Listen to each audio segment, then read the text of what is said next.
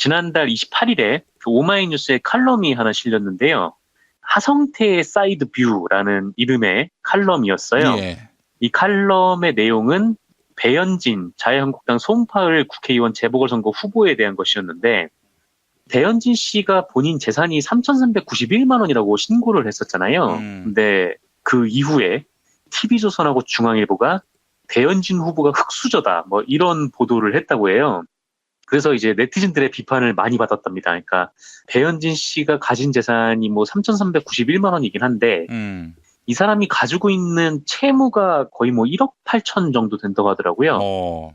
자동차 리스 잔금만 한 3천만 원이 넘는다고 하고, 비싼 차를 리스를 했나 봐요. 그래서 공영방송 메인 앵커 자리를 몇 년이나 차고 있었는데 부모 재산 빼면은 결국 마이너스는 소리인데, 이런 상황에서 비싼 자동차 리스까지 받냐, 저래서 뭐 나라 살림 제대로 하겠냐, 뭐 이런 댓글들이, 비판들이 많이 달렸다라고 합니다.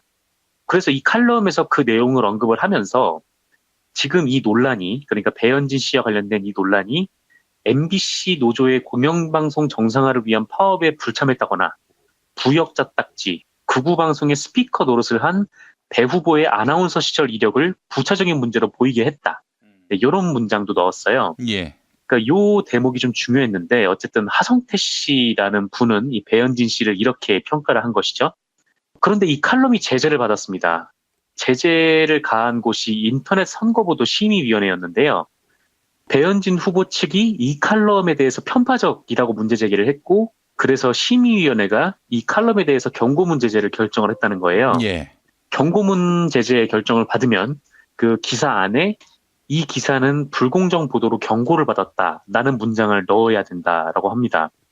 물론 이 칼럼이 뭐 불공정하다, 뭐 이걸로 비판을 할 수 있다고는 생각을 해요. 근데 이걸로 이제 제재를 내릴 수가 있을까? 이 부분에 대해서는 의견이 좀 엇갈리는 것 같은데, 만약에 배현진 후보가 남자다, 뭐 이런 식으로 하면 이거는 허위사실 유포가 되는 것이기 때문에 뭐 요거는 뭐 제재를 내릴 수 있다고 보고, 혹은 칼럼이 아닌 기사에 이명박 부역자인 배현진 씨는 이라는 이제 단정적인 표현을 넣었다면 뭐 의견은 좀 갈리겠지만 아마 언론중재위 같은 데 가면 반론이나 정정 보도를 하라, 이런 결정은 나왔을 것 같긴 해요. 근데 이 해당 기사는 칼럼이었거든요.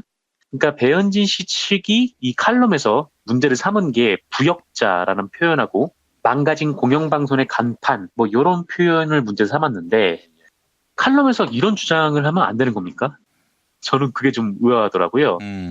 저런 표현들은 뭐 어느 정도 칼럼니스트의 평가 정도로 받아들여야 한다고 보는데, 근데 만약에 이런 거를 두고 막 이렇게 불공정한 보도, 뭐 편파 보도 이렇게 쳐버리면 조선일보는 신문을 내면 안 되는 상황이 도래를 합니다. 일례로 지난 9일에 강석천 논설주간이라는 사람이 칼럼을 하나 썼는데, 칼럼 제목이 투표장을 나가며 떠올려야 할 생각이었어요. 근데 이 칼럼에서 강석천이 이런 주장을 하거든요. 민주주의를 누리려면 24시간 경계가 필요하다. 최고의 경계 대상은 일당 체제의 등장이다. 모든 권력은 선거에서 일방적 승리를 거둘수록 대담해진다. 헌법의 제한을 뛰어넘고 싶어한다. 이런 칼럼이었습니다. 그러니까 예. 이거를 그 오마이뉴스 칼럼과 한번 비교를 해보면 어떠신지 잘 모르겠는데, 그러니까 오마이뉴스의 그 칼럼은 배현진 씨에 대한 비판을 한 거죠. 그리고 이 실제로 배현진 씨가 이명박 박근혜 정부에서 동료들이 거의 학살당하다시피 했을 때 잘 나갔던 거는 사실이잖아요.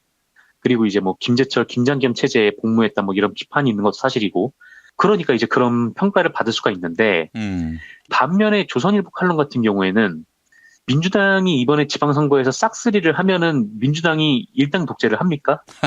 미래에 대한 얘기이고 지 추측을 이게 칼럼에 쓴 건데, 오마이뉴스 칼럼이 경고문 제재를 받았다면은 요거 같은 경우는 뭐 폐간을 해야 될 그런 수준의 칼럼이 되겠죠. 그렇죠. 예. 그러니까 뭐 저는 뭐 언론 칼럼이 뭐 이런 칼럼도 쓸 수 있고 저런 칼럼도 쓸 수 있다고 보지만, 물론 그것은 이제 사실에 기초한 평가가 들어가야만 하는 전제 하에서요. 그래서 그런 의미에서 이번 인터넷 선거보도 심의위원회 결정이 좀 아쉽더라고요.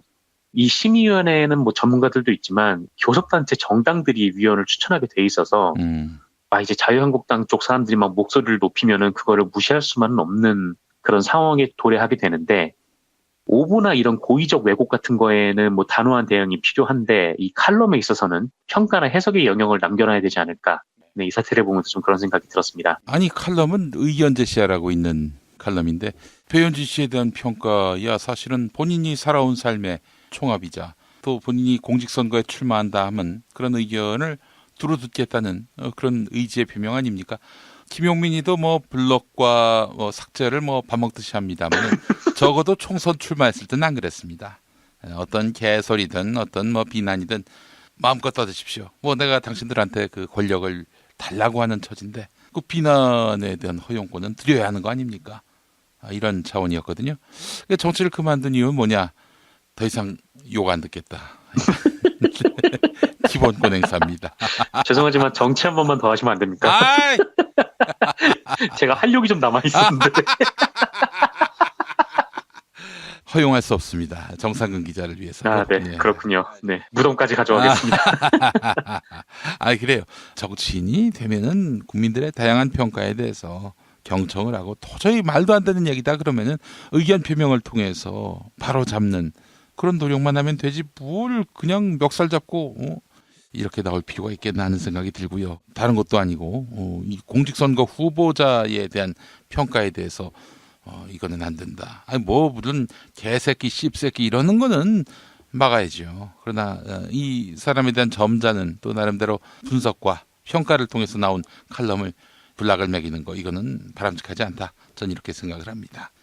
그렇습니다. 정치인도 인천 시민을 평가하는데 우리가 왜 정치인을 평가하지 못합니까? 그렇습니다. 아주 정확한 말씀하셨어요. 네. 예.